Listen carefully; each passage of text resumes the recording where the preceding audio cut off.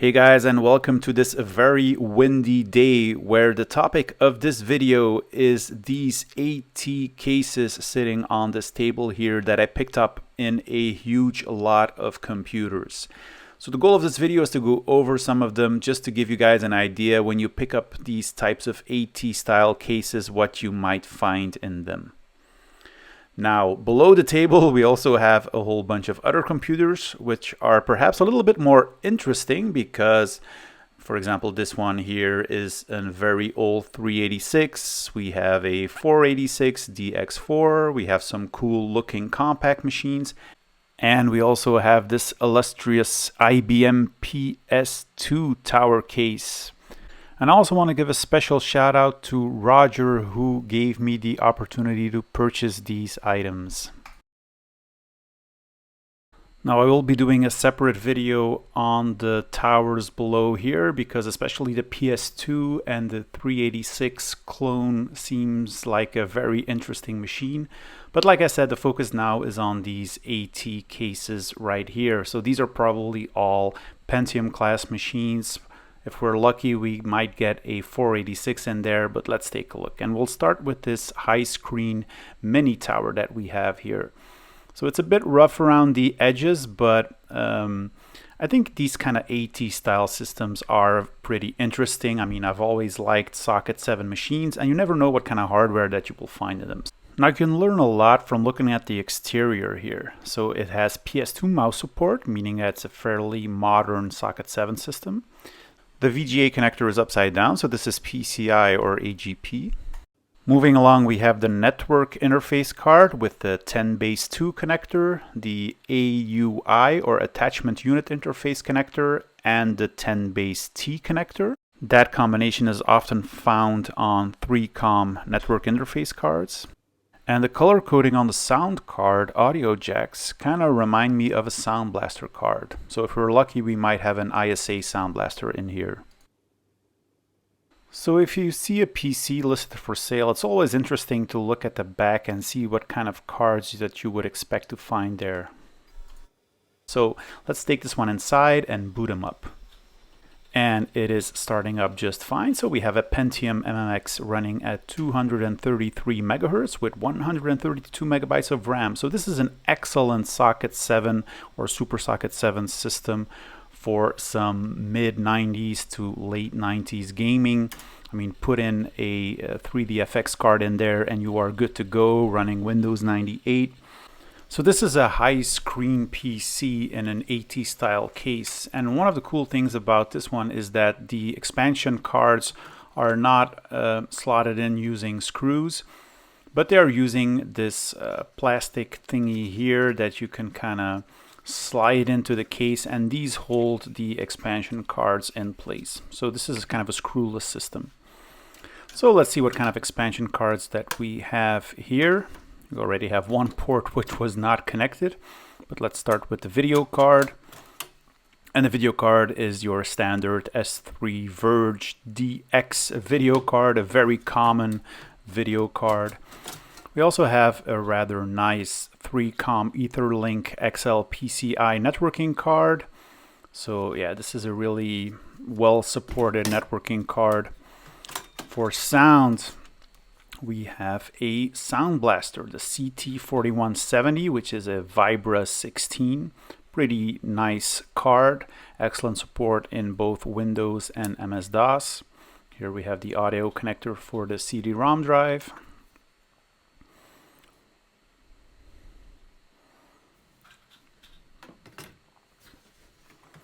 And we have one more card here, which is an ISA card, and this is just an additional parallel port. So as I was opening up the case, I saw this ribbon cable going down the side here, and this actually led to a front panel on the front of the case leading up to a serial connector.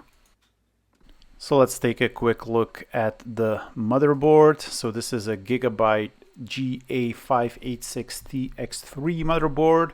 Has 512 kilobytes of cache, supports a wider range of CPUs including Pentium, Pentium MMX, AMD K5, K6, and Cyrix CPUs. It has both an AT style power connector as well as an ATX style power connector. It has two types of SIM socket support. It supports auto voltage for Intel, Cyrix, and AMD CPUs, so you don't need to toggle the voltages. And what's included here in this current setup is a cooler which has fallen apart, but it has this Intel Pentium MMX CPU. So this is a 233 megahertz CPU running at 2.8 volts. So this is the fastest MMX CPU, if I'm not mistaken. So there's still some cooling paste on the die here. So yeah. Removing the front panel of these old AT cases is relatively simple. Some have kind of these snap-on clips like this one. Other ones just have 4 screws. So it's pretty easy to get it off completely. Especially this one because there are no cables running from this front panel. So it's well made. It's better than most AT style cases that I've seen. But it is kind of dirty, so let's give it a quick cleaning so that we can make it look a little bit better. So after some scrubbing, this will look a lot better. Unfortunately, I don't have any footage anymore after I have cleaned this. So I already passed on this PC to another retro enthusiast, but at least he will have a more cleaner PC than the original one that I received. Next PC I want to look at is this classic AT style case. Now, in my neck of the woods, this was a very popular AT case. It's already the second one that I have owned. I distinctly remember owning the exact same case when I was a kid. So let's take a look at this one. And again, from the exterior, we can already see a couple of things. For example, we can see that we have 2 serial ports. We have a parallel port, and we have a VGA connector, which is not upside down. So this typically means that this is going to be an ISA-based video card, meaning that this will probably be a 486-based system. So that's always interesting. So let's see if we can power it up. And it is indeed powering up. So we get the memory count, 8 megabytes, which is nice. Copyright 1991, which is also pretty interesting. Takes a while to boot and we get a hard drive controller failure, but let's resume, and we do in fact have a 486DX CPU. We have the classic AMI BIOS here. There's no auto detect mechanism for the hard drive, but according to what's written on the hard drive, this should be correct. Unfortunately, it is not starting with these settings, so we'll need to take a look at that. So let's see what we have inside, and it's always very nice to see a 486 board and CPU here, which is in a working state. We have an NCR VGA card, 16-bit ISA VGA card. So that's really nice. We have another 16-bit expansion card. So this is the IDE hard drive, floppy drive controller card. It also exposes the 2 serial ports, the parallel port, and what appears to be a game port. So let's disconnect all of these cables here. We also have the cable for the hard drive LED. So this is an Acer I/O controller card, something that was absolutely mandatory for these 486 systems. And of course, we have the Intel DX CPU here, which is a 33 megahertz CPU in this case. So to access the motherboard, we need to slide this side panel. And there's also this screw here at the bottom that holds it in place. So we need to remove that one before we can get the panel out of the way. So let's do that. And then it should just slide on like so, and then we can pull it down. Just disconnect the power connector, because that's the only thing which will still hold this thing in place.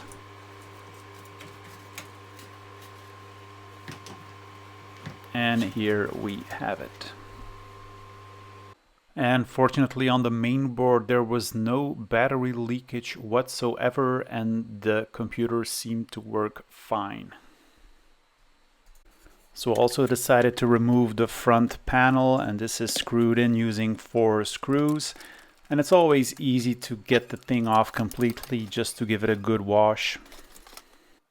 And much to my surprise, when I put everything back together and hooked everything up, the computer was starting up just fine. And after the memory count, we no longer had the hard drive error anymore, but it initialized the floppy drive as well as the hard drive, and it just went on booting from the hard drive. So that was a nice surprise. And it's always great to see Windows 3.1 booting off of a 486 based system. So yeah, this is a real treat. And what was also surprising is while the computer was booting, that all of a sudden I heard this. So that appears to be the Windows startup sound coming from the PC speaker, as there's obviously no sound card included in this system. So let's take another listen.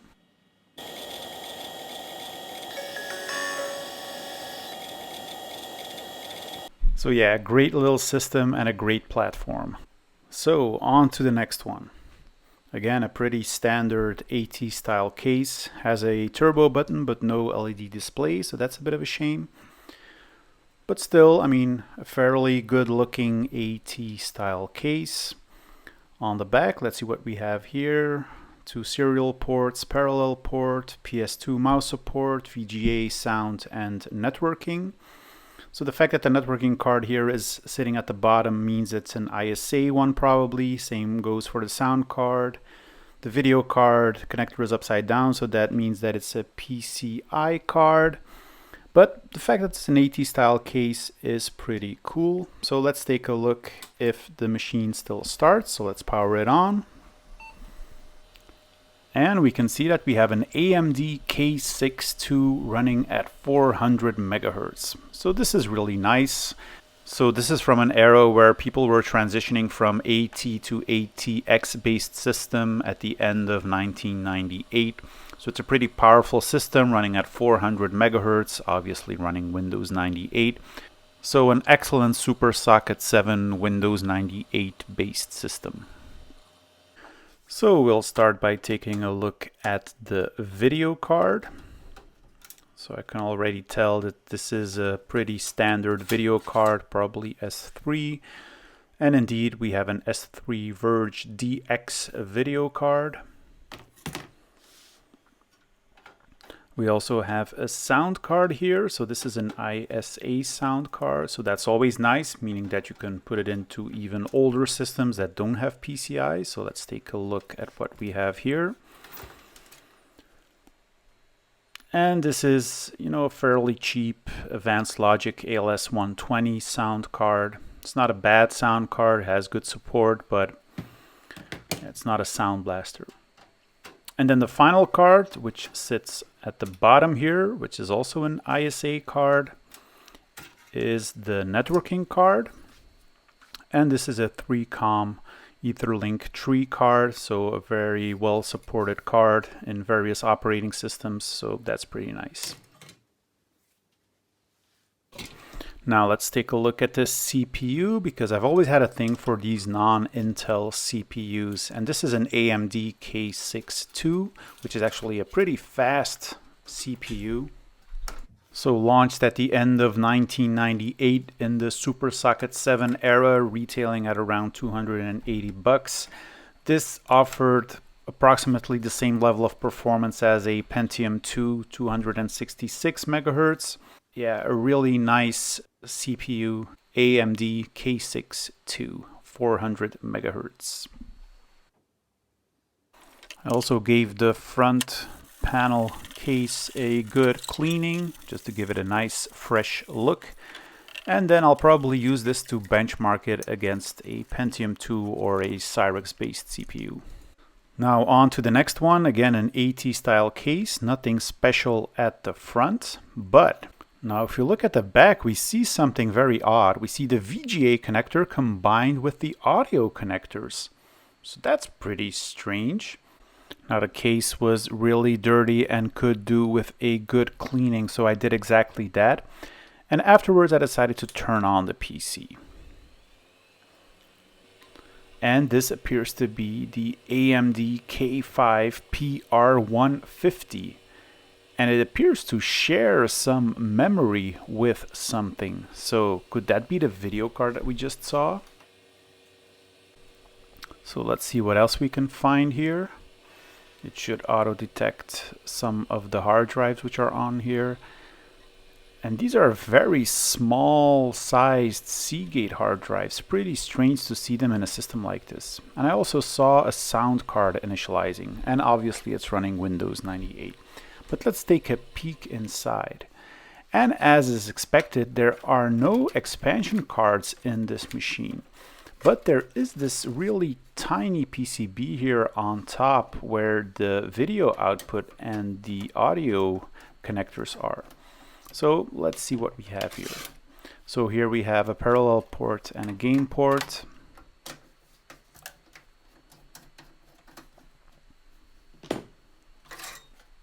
We have two serial ports and a PS2 mouse port.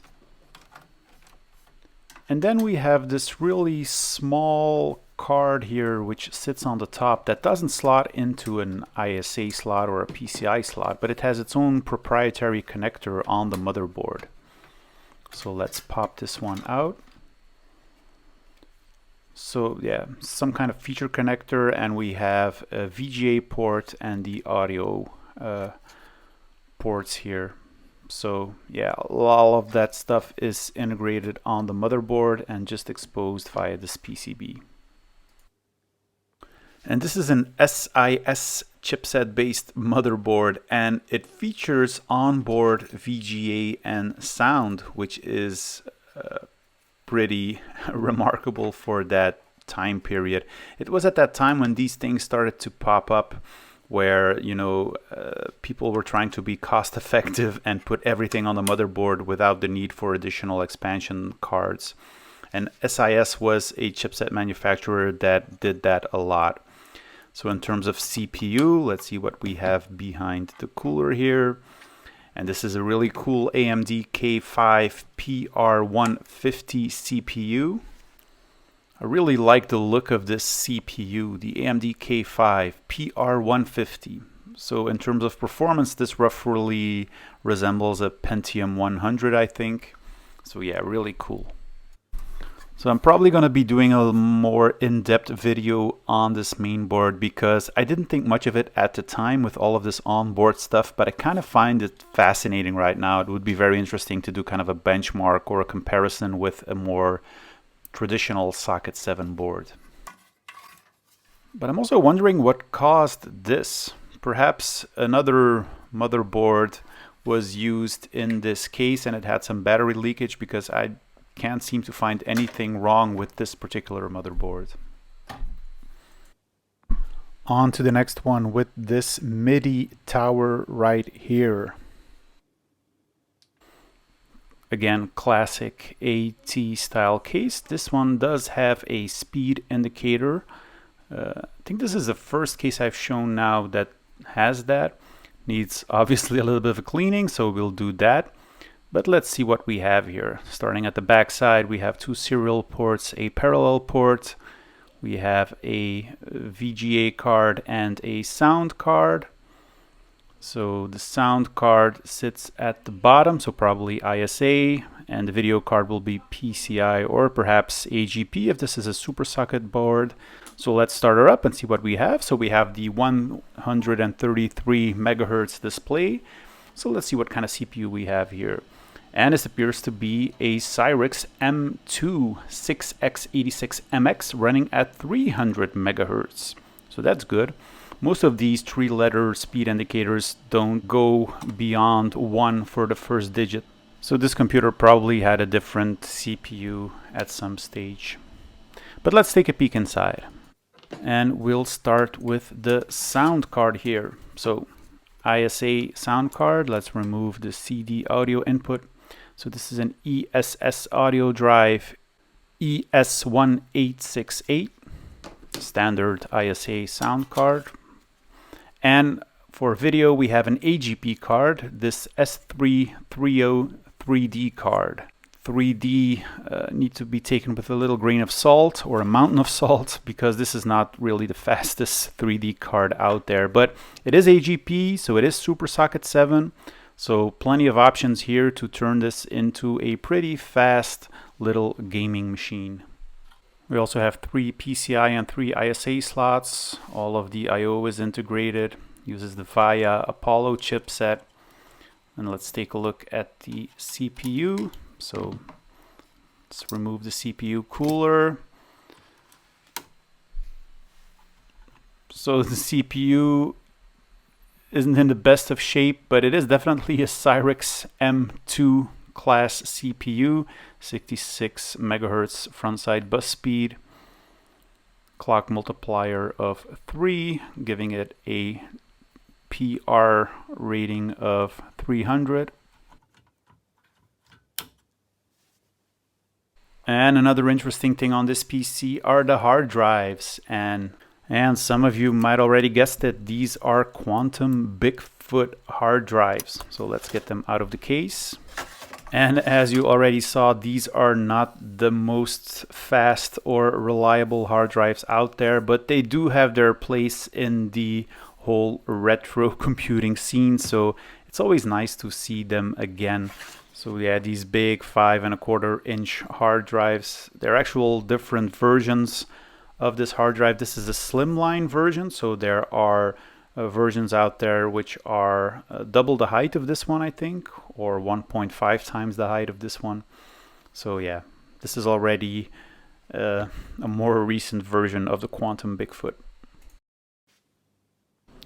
And again, it's amazing what a quick cleanup can do. I mean, just look at the case. It looks like a completely different PC.